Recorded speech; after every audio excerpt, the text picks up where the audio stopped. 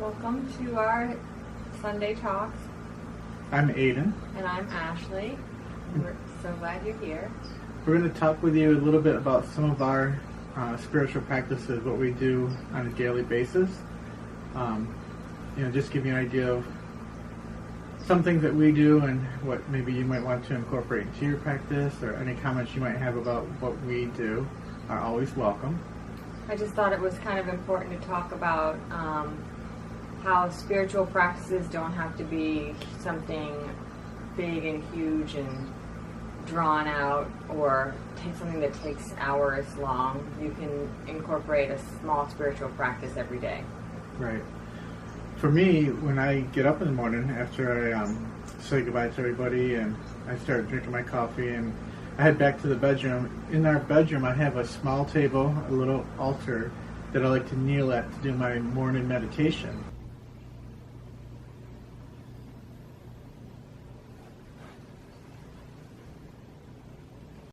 And above the altar, I have a prayer flag. It has 6 different, I call them affirmations. They're not actual affirmations, but I use them as affirmations. And I recite all 6 of them. Sometimes I do it twice. For me, that's a way for me to start my day, to charge my energy, and to get me on the right step. And for me, I get up in the morning and I meditate. So I try to do about, depending, sometimes I meditate for 10 minutes or a little bit less. And then I typically do some journaling, a little bit of journaling, and I draw cards. And that's basically my spiritual practice for the day. I like to do the same thing basically every morning. And I feel like when I don't do that, I can definitely feel a difference in kind of how my day feels if I don't get up and do that practice first thing. And my practice, it doesn't take very long. And if I have time, like I will do that practice. I try to do it every day. It's really easy to do it Monday through Friday. It's the Saturday, Sundays that kind of throw you off. But I definitely do my meditation on Saturdays and Sundays also, and my journaling. So I basically might break it up a little bit on the weekend. But if I have time, I'll try to do a little bit more other things. And typically I don't do them all in a row. I think it's fine to break up your spiritual practice all throughout your day. If I have time, I love to do yoga, and I really find that I'm able to turn in a little bit within and allow myself to renew, I guess, with my yoga practice. And I feel like that is a big part of spirituality, is able to turn in and see how you're feeling and see what you're needing for growth. And then another thing I like to do is read. I have books I like to read that have helped me grow as a person, and I feel like that is another big part of a spiritual practice, is finding those books that will help you down your spiritual path if you're looking to find out more about anything really, and that will help you in your spiritual growth. Right. I also like to read a lot. I'm always researching and studying new things and learning new things, so it's part of my spiritual practice. One of the other things about me, if you were to ask Ashley something about me, is that I'm always aware of my karma. I'm always practicing karma, trying to make sure that I'm doing what I would like other people to do onto me, to bring back onto me. So I'm always aware of my karma. I do have some nemesis. Driving is one of my nemesis.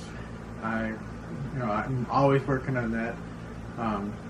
But yeah, I'm always aware of my karma. I'm always trying to be mindful of what's going on around me and what I'm doing and responding to the things that are happening and unfolding before me.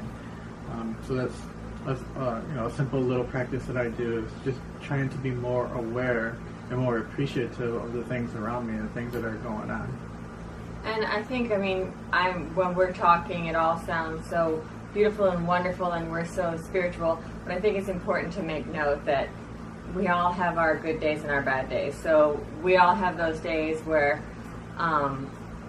yes, I try to be a positive person, but some days I am just not there. And, you know, yes, I might, and I definitely do meditate every day, but some days my meditation is more of I'm just sitting here doing it because I always do it rather than really sitting with intention. And so, you know, we all are human, and so we all are here having this experience, and I think we can all agree that some days are better than others. And I think just taking that step towards becoming a better human or having a better experience here on Earth is an important thing.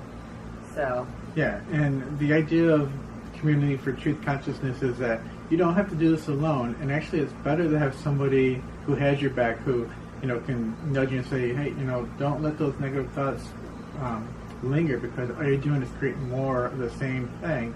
You know, somebody who can nudge you, who can make you be like, oh, I am going the wrong way, or I am thinking wrong, or I am, you know, off my path, and helping you get back on your path. So right. Community for Truth Consciousness is one way that we thought would help people, help ourselves to concentrate on our spiritual path and our practice. Yeah, and I think that when you don't feel so alone in what you're trying to accomplish or what you're doing, or you don't feel like I'm the only one out there that has felt this way or that is doing the work, or I think that's really helpful to be able to kind of connect with other people, to see that there are other people that are working on themselves spiritually, or that are working on trying to find the spirit part of their lives, or maybe are just feeling like there is more. Right. So I think that's a really important part, and that is why we're here. We're here to try to show you that we are here looking just like you, and we have, you know, I'm not saying that we have attained anything or everything, but I am saying that we are working, and we all can work towards something, and I think it's a great way to connect through this blog. Like we said before, we're all walking our own path. Nobody can walk your path for you, but it doesn't mean there can't be others to help you along your path and nudge you back onto your path, or enlighten you to new ways of discovering your path or traveling that path. So as a community, we can do it together. That's right. So thank you for joining us for this short video. Namaste. Namaste. Join us again next week.